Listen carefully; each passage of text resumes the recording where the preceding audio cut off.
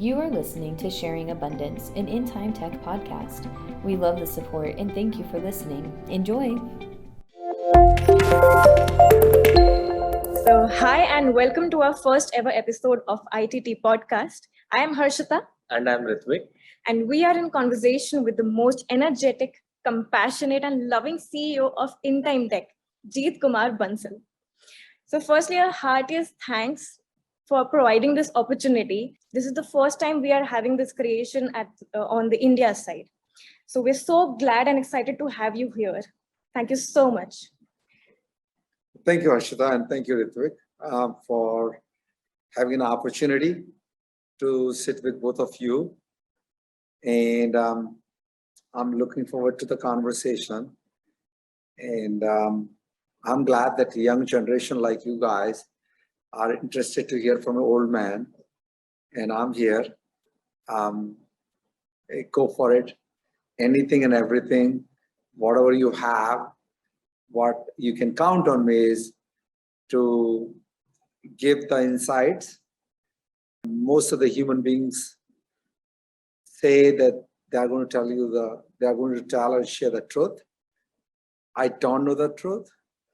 There are only two truths on this planet, birth and death. The rest is choices. So I don't know the truth, but I have insights. And I will definitely share those insights with your audience. Absolutely. So that is the main purpose of this podcast. So in this podcast today, we'll be asking you a few questions, and based upon the conversations which we are going to have in this podcast, our listeners would be getting some insight. Sounds good. And one thing to add here, as you called yourself an old man, so we just see you as a 50-year young man. Yeah. You're not an old man for us. That's your love, Ritvik, right there, Rashida. I appreciate. I'm trying to fit in with you guys. So I'm here. Yeah, so first of all, congrats on achieving this big milestone. We are now a family of 1,000 people at In Time Tec working from across the globe.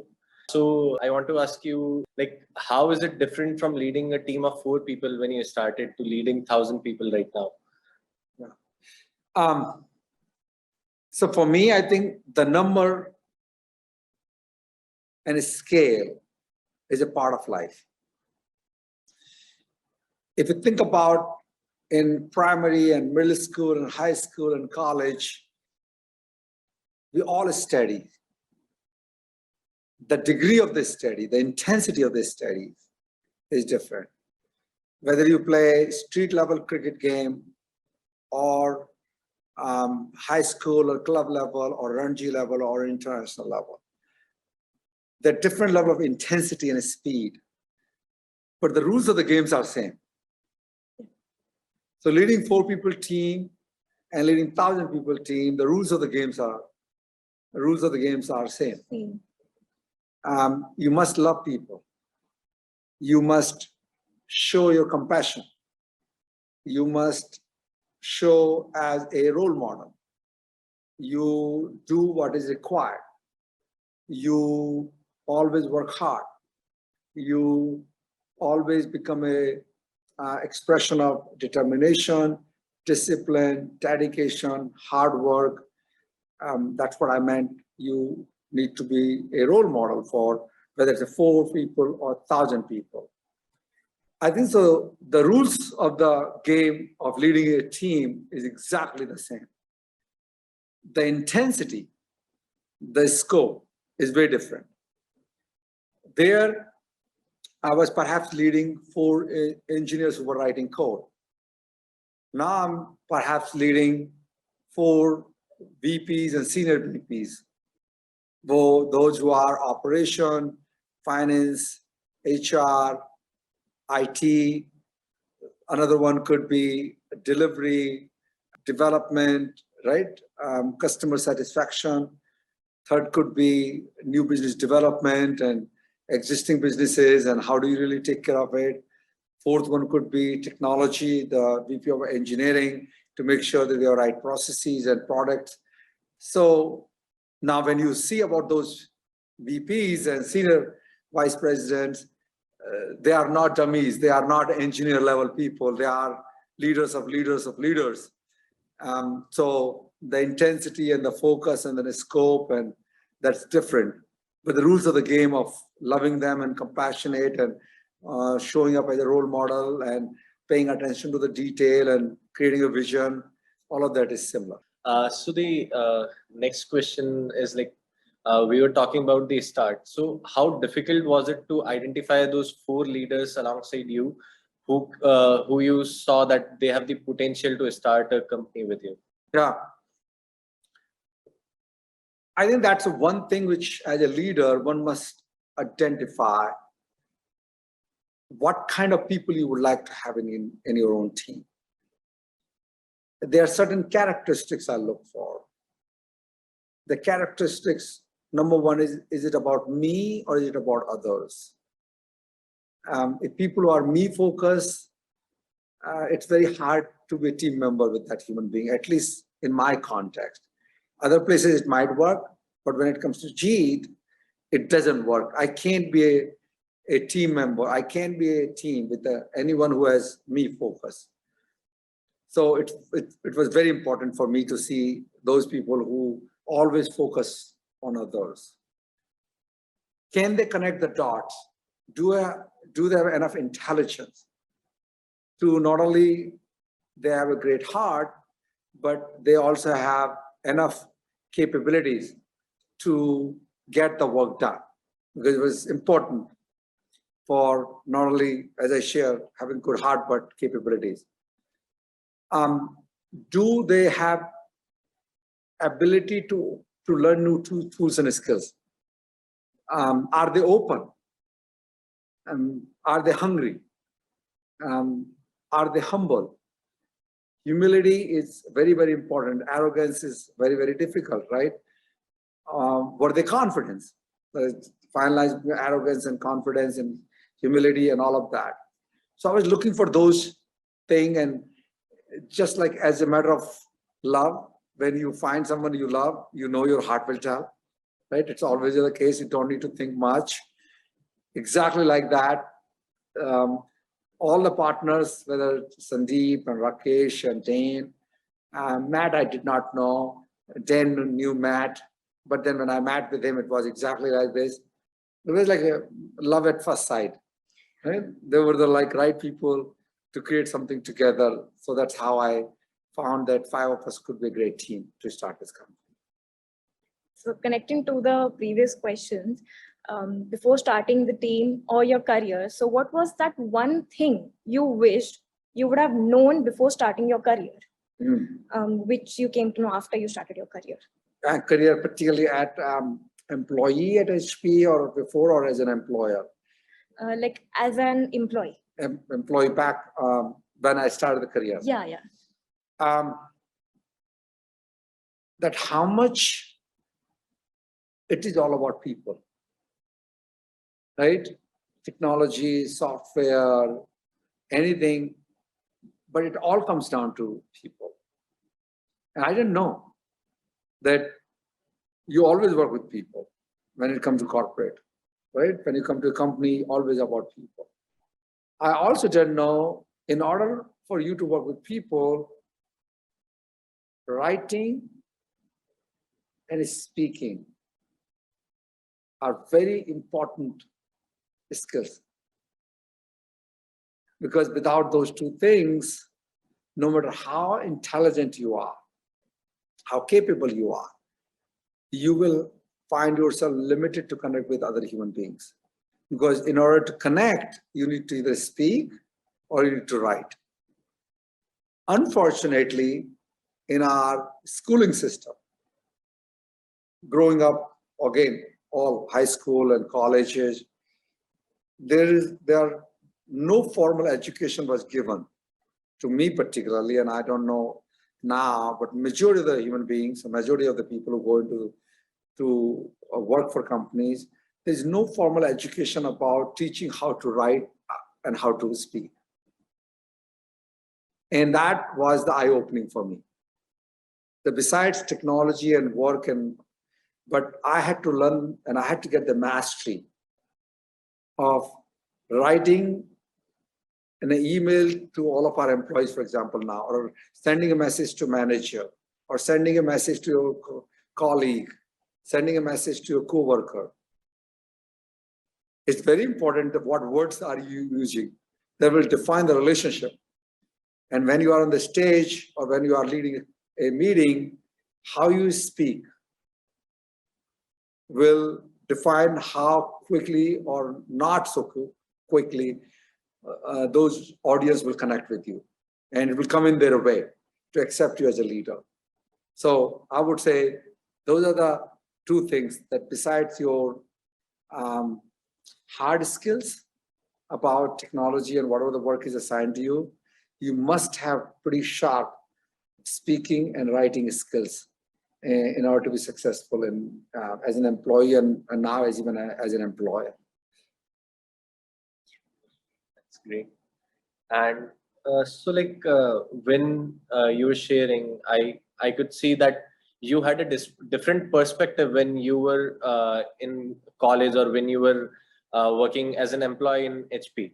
So what was your perspective for pursuing engineering? So you did your diploma, you could have gone for a job somewhere, but then you chose engineering. So what was your goal at that time for choosing engineering? Yeah. And I think at times, if you are not an engineer or a doctor, it's hard to make money. There was no jobs in 80s and 90s. So I didn't choose engineering. I really choose how to make money. So I had not much interest. But I was good. I could figure it out. I have a lot of patents and everything. But it was not a chosen like, oh my God, I want to be an engineer. It was more to do with, if I become an engineer, I can get a job and I can run my life. Yeah. Is how I became an engineer. And when I became an engineer, I got a job, I started working. But I'm a people person. I want to connect with people. I care about people. I want to love people. I really deeply, deeply love people. So for me, engineering was in a profession because I wanted to make money. But later on, I became a leader to ensure that all the things which I've learned as an engineer enable and empower me to show up for people in a way that allow them to become leaders. Like when I talk with, let's say we are a software company right now, all what I have learned as an engineer, I still go into the meetings, I can understand technology and I can understand design and I can talk their language. But that enabled me to show for them in a way that allowed them to respect me. That, oh, I cannot dodge this guy, right? He will understand what I'm talking about. Yeah, absolutely. So that enable them and me to have a meaningful conversation where we can come to the platform and say, oh, we are not making each other fool. Then I can get to a world of loving and caring and compassionate and pushing and pulling and helping them to become leaders. So that's what I would say, that I became an engineer because it enabled me to get a job and make money. And that now it also enabled me to earn the respect and credibility that is critical for me to show up as a leader, which I always wanted to be. So through connecting people, what advice would you give to someone who is trying to pursue a career, same like you, like in leadership or in engineering itself? What advice would you give? Yeah. If you really want to become an engineer, let's start with that. You should be passionate about creation of things, something that doesn't exist and you are passionate about creating something. Look for, like, are you fixing things when you're growing up? Are you creating things? Are you welding, or are you doing the circuit boards, or are you writing software programs? And you are getting a lot of satisfaction by creating things. Then you should choose engineering, because engineering is all about creation, all about creating things or innovation which was not there. And you should have enough passion and energy and commitment and drive to do that. Now, what I'm doing, if I want someone to pursue career in that domain, what I talk about as an engineer, you should be passionate about creating things. For you to pursue the career in the domain that I am, you should be passionate about building leaders. And what does it mean? How do you? What is it when I talk about building leaders? You should have pretty acute listening skills about what's happening around you. You must have a deep compassion and care towards other human beings. I have a t-shirt called "I love you and there is nothing you can do about it." You must care and love people. If it is not something that comes natural to you, or if you're not willing and want to spend time with other people and take deeper interest in their lives, don't be a leader. Don't become an entrepreneur, because it's all about building teams and it's all about enabling people and it's all about building leaders. So my advice to people who want to be an engineer, you should be passionate about creating things. And if you want to become an entrepreneur, you should be passionate about building leaders. So it is like when you're working in team, you need to care about people. Always. Absolutely. So I've heard you saying that there are no failures in life. You just fall short, you learn, and then you move on. So can you share some of your experiences of falling short? What was your biggest failure, quote unquote, that you learned from, and how did you move on from that? Yeah, tons of falling short. Failure is a mindset. Falling short is a process. I really don't fail, and I fall short all the time. Tons of examples I can give. When we started the In Time Tec, we wanted to hire people, and one time we posted something on newspaper, local newspaper. Not a single person turned up to give an interview. So we fall short of hiring. And then look at how do we solve the problem. And that's when we found Naukri.com. In those days, 13 years ago, and we posted and we started getting resume. When I was at HP, I made someone a manager who was not having the skills of management.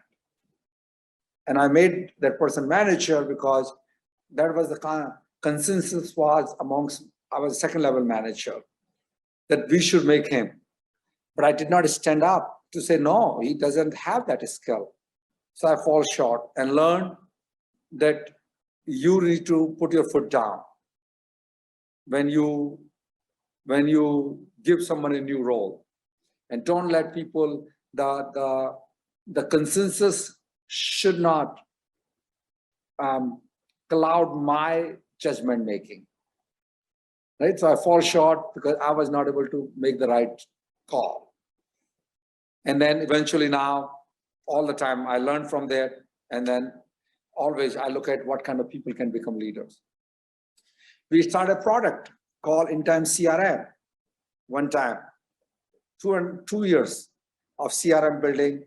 And that product did not able to get any traction in the marketplace because it was CRM. There were so many CRM, which is CRM is more of a customer relationship management or client or whatever you want to call it. That product had no future. And so we fall short, and I had to kill that product and move on to the new product, which we are having Cartos and others. So the list is long in my world. I fall short many times. I fell short all the time, in fact. So that's what I see. Every time when I fall short, I learn. I look what was missing, the presence of which will make a difference next time. And that learning allowed me to get better and ensure that the falling short doesn't become permanent failure. This is the process I'm going to go through until I die. I'm going to take on a bigger things, and I'll fall short. And every time I fall short, I'm going to learn and then get better and do it again.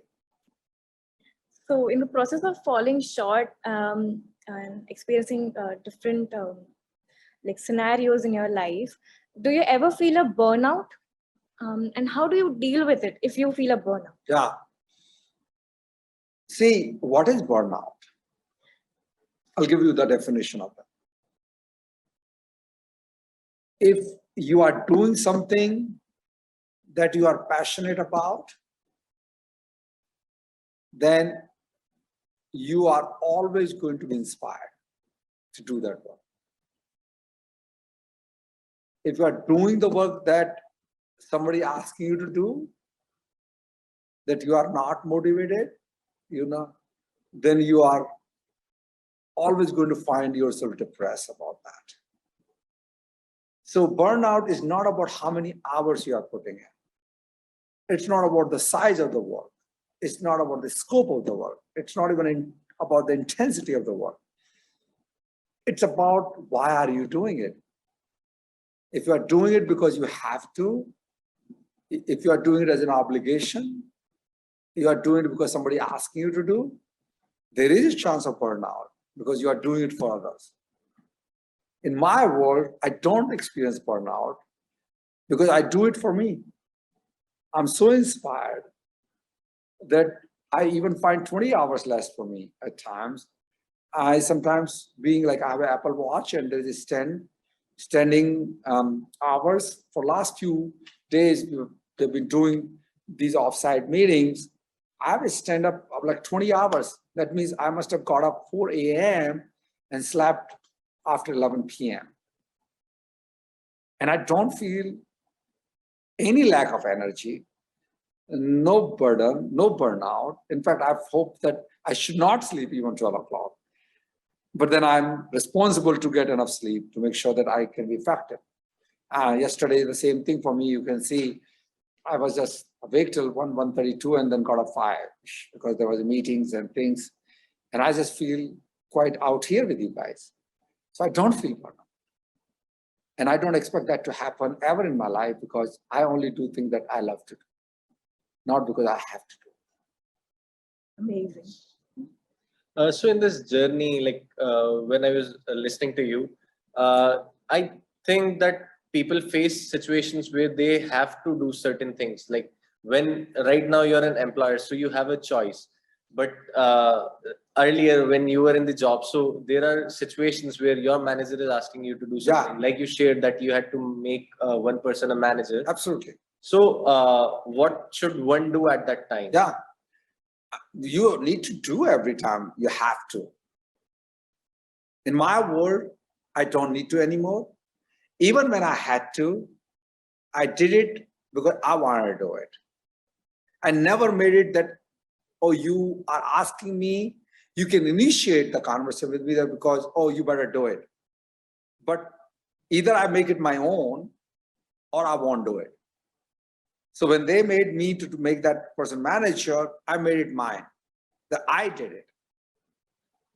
And so the moment I did, the responsibility lies on me and the moment I learned. So I never let anyone to force me.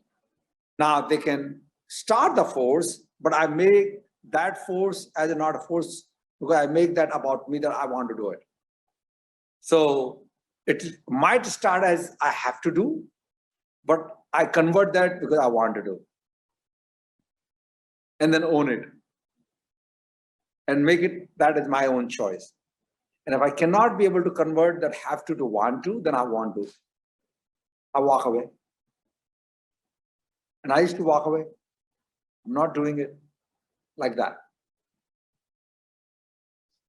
The way you're talking, it seems like for you, responsibility is fun. Like you take the ownership in just moments. Like even if someone is wanting you to do it, you make it your own. You can, you are hitting in the areas that is very dear and near to my heart, right? Responsibility and a choice. Those are the two words very profound and very close to my heart. I don't do anything because I say, oh, I didn't have a choice. And everything, like when you both talked about, let's have a podcast, and I said, sure, let's do it, right? Because I made it, this is my responsibility to show up for you guys. It's not your problem or challenge. In our company, you can look at 1,000 employees or 5,000. I crave for responsibility. Ownership and leadership is the only way that I live. Everywhere I go, I take ownership. And when I take an ownership of anything, I become a leader and then show up as a leader.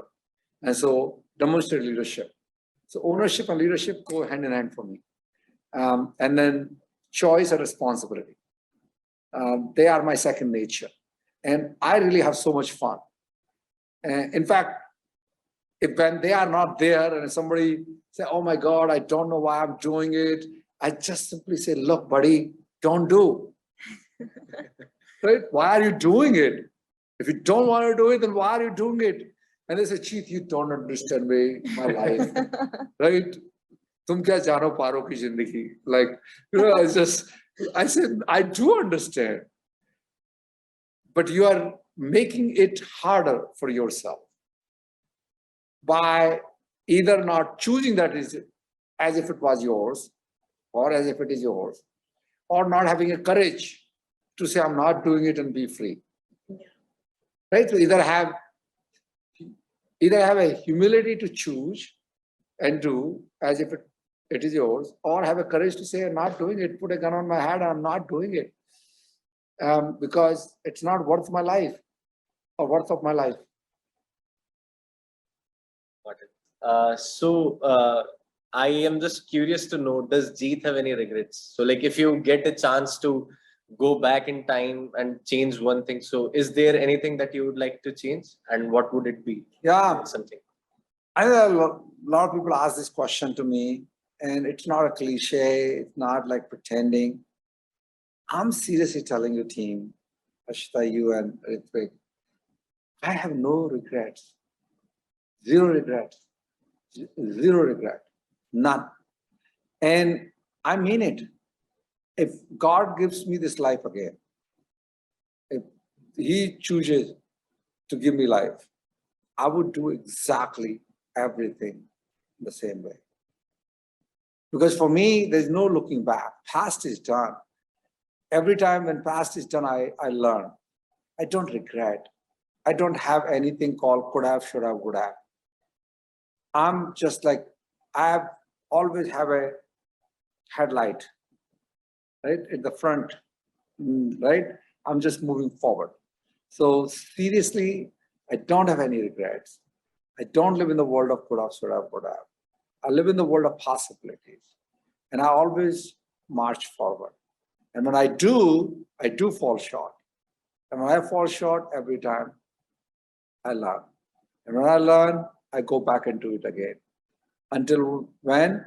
Until that thing becomes successful. Or I'm going to keep doing it until I die. That's how I live my life. That's really inspiring. Very true. So one last question from my side, that any recent thing which has inspired you? Anything, like any picture, any conversation, anything in your surroundings? Yeah, tons of things inspires me. Tons of things inspire me. I think one of the things, I'm not a politician. I don't believe in a party system. I don't talk. But I grew up in 70s here, right? Early, and then 80s and 90s and 2000. I've seen this country. I think over the last 10 years, particularly last 8 years, the leadership at the country level, I think that inspires me. The way Prime Minister Modi connect with people, 1.3 billion people coming onto radio and communicating with people directly, creating, not giving a freebies to people, but transforming how the stove gas and natural gas, how many people used to die, how the vaccination system in India, 175 crore, at 1.75 billion vaccination doses happen. It's a large population country, large populated country. The way he's creating the possibility to the entrepreneurs, creating ecosystem of startups, having a banking systems, having roads and infrastructure, having airports. The list is long over the last 8 years, and having a possibility of demonetization, and taking the bitter pill of doing that and bringing so many people under the taxation system. It's a job of a leader, and the speed of the leader is the speed of the team. I'm not saying that this country is so better off and now no challenge, absolutely.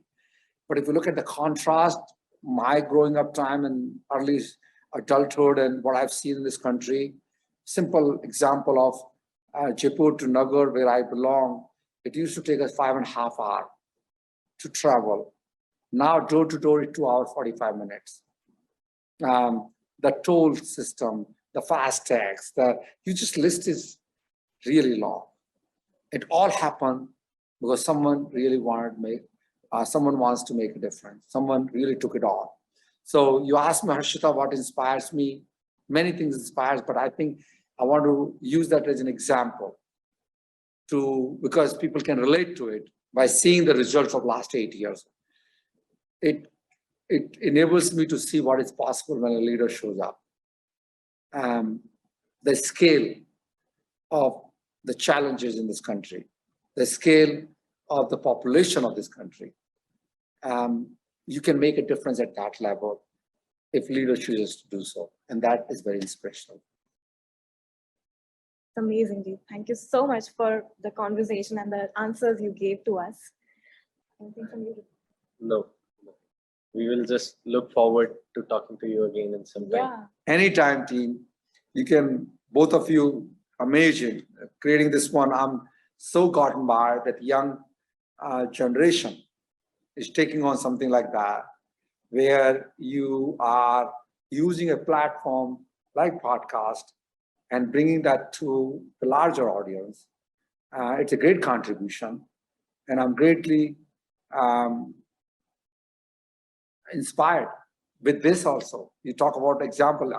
You both are as an example in front of me that I'm inspired right now as a next generation who's willing to talk with a person like me and grab some of my learnings and wisdoms and all the things which I've gone through in my life. Like 50 years is not a short period of time, but Exactly. Grabbing that knowledge and those learnings and bringing it to the larger population is a great contribution and very inspirational. And to all the audience who are probably by now, if you are still here listening to this podcast, I really appreciate you spending time on this because time is extremely valuable commodity. And I don't undermine that the importance of time, and you spending time and giving you 30 minutes or whatever time we have really recorded this. I respect your time. So thank you for giving your time and listening to this conversation. So audience, I greatly appreciate this. And Harshita and Ritvik, I really greatly appreciate both of your contribution. Thanks. Thank you for listening to Sharing Abundance. Be sure to visit our website and check out our other episodes at intimetec.com. That is INTIMETEC.com. Thanks again for listening.